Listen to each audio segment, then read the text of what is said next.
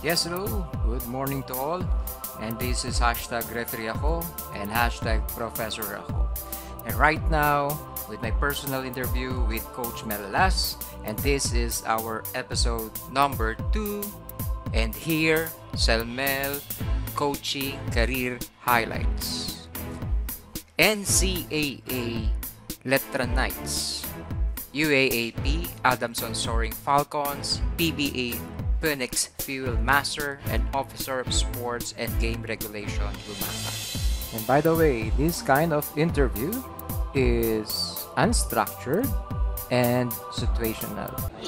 Sir, unang question natin dito is dun sa training na binigay ni Sir Ogie. Anong masasabi mo, sir, para sa ating mga referees? Actually, yung kahit yung kahapon, madalas umattend ako ng mga referees clinic, pero yung kahapon, kakaiba yun. So, I asked Coach, Sir Ogie kung kasi sabi ko parang nung ko lang yung first time ko lang nakita yung nang ginawa natin kahapon.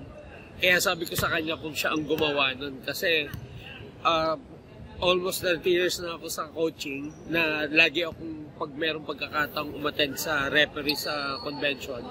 Yun yung first time na nakita ko yung drill na yun.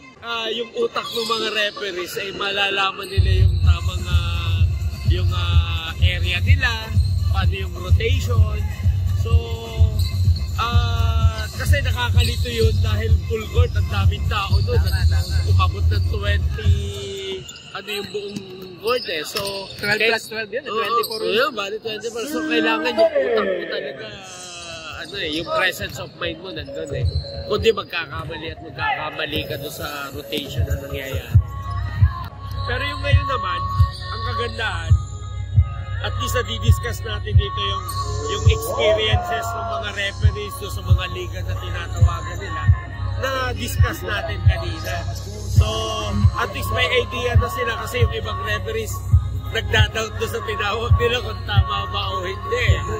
So, doon sa mga nag-a-aspire mag-referees at saka yung mga pagitong referees, siguro the best thing na gawin nila pag may time sila is huwag na yung may time. Gumawa sila ng time kahit mga 15 to 30 minutes every day. Basahin nila yung FIBA rules para at least may idea sila nung itinatawag nila. And at the same time, kung meron silang nabasa doon na hindi nila maintindihan, kung meron silang kilalang coach or may kilala silang, especially referee katulad ni Sir Ogie, i-message lang nila at itanong nila yung sa sitwasyon na yun, kung ano yung tamang tawag. Kasi, ang nangyayari niyan, nagda-doubt sila minsan doon sa, lalo na pag merong kasamahan sila na sinabihan sila na mali yung tinawag ko. No, alam niya tama yung tawag niya, kaso may kumontra, so nagda-doubt siya. So, ang maipayo ko lang, actually hindi lang sa referees, hindi lang sa coaches, ganun din sa mga players na make sure na hindi mali magkamali. Ang importante lang, pag nagkamali ka, sa pag-aralan mo yun, lagi naman kasing dalawa yan negative and positive, katulad yung sabi ko kahapon. Hindi masama yung matutunan mo yung or ma-experience mo yung mali, basta make sure lang hindi mo na ulitin kasi masama na ang dating nun pwede ka magkamali ulit sa ibang sitwasyon. So yung sitwasyon na nagkamali ka nung una, huwag mo na maulitin. And ang nangyayari kasi dyan, lalo na sa referees, minsan, ang nangyayari, yung kasamahan mo, idinadown mo pa. Yun ang nangyayari talaga sir. 40 seconds. Alam ko, sa isang bayan, maswerte na pag-iisang asosasyon lang. Kaso may bayan na, lalo na yung malalaki, 2 o 3 asosasyon.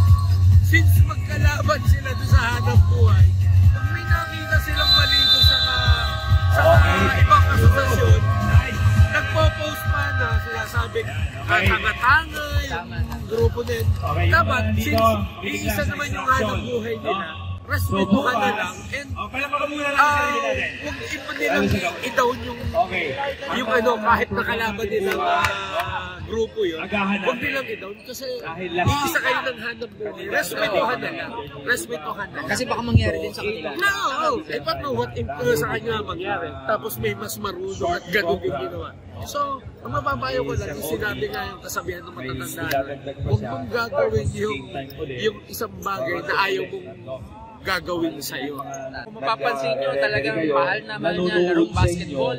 Mahal na mahal niya ang mga referees. Wala talaga dapat magtalo, kundi mag-aral po tayo lahat. Dahil kayo ay So, thank you marunong na rin.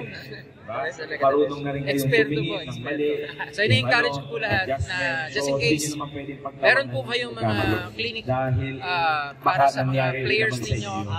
Don't forget po si Coach Mel Alas. No? Pwede niyo po siyang kontakin at makakapunta po siya. No? So, bibigay ko po sa inyo yung contact number po niya. Ipapost po natin to sa YouTube and Facebook. bilang referee. Thank you very much. Thank you, sir. Hindi ako